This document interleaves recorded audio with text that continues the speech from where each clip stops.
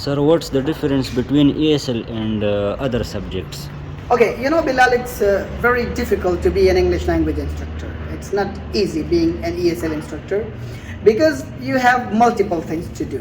First of all, you need to be a good teacher because in our society and our areas, a teacher needs to embrace his students because we believe in great teacher and we believe in fabulous teacher.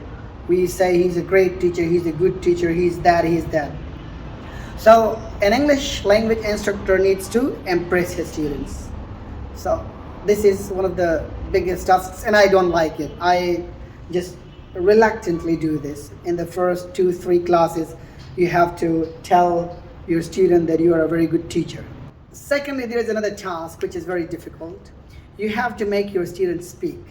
Now, if you're a biology teacher, chemistry teacher, or mathematics teacher, so it's very easy for you because you just need to teach well.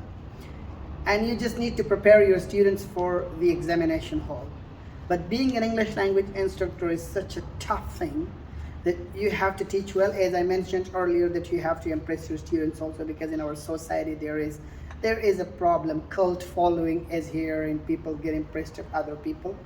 So you have to do that also. You have to tell your students that your instructor is very intelligent, he speaks very good English. Secondly, you have to make them speak English. Now, how good my English is, how fluently I can speak English, it is nothing.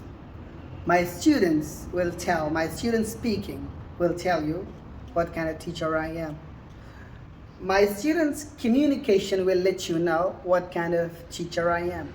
If my students can speak good English, that means I have been a very good teacher.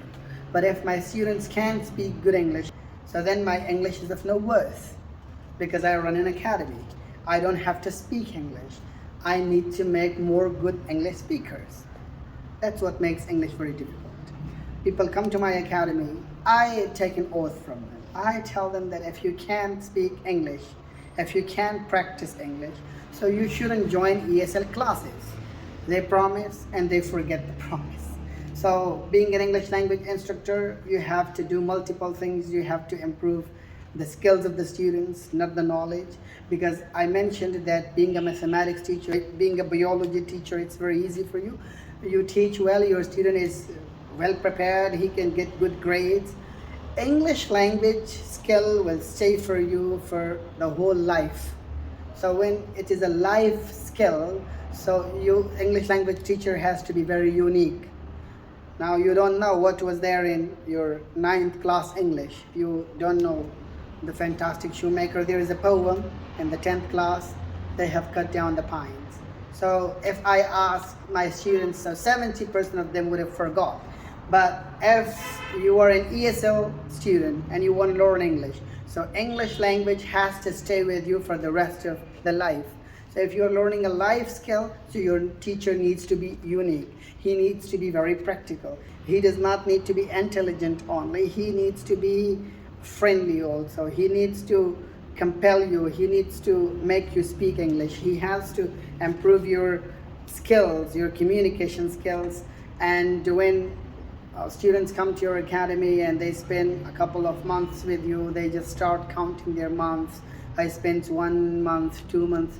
In schools and colleges and universities, they'll have spent a lot of time.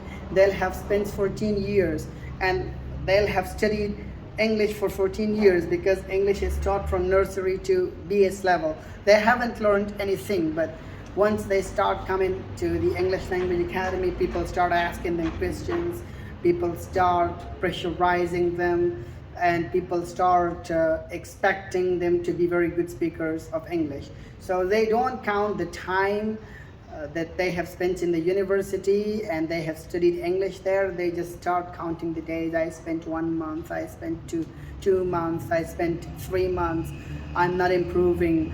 And the main reason is that student thinks that only going to the English Language Academy is enough and he doesn't need to do anything else. No, you have to improve your English. You have to practice a lot.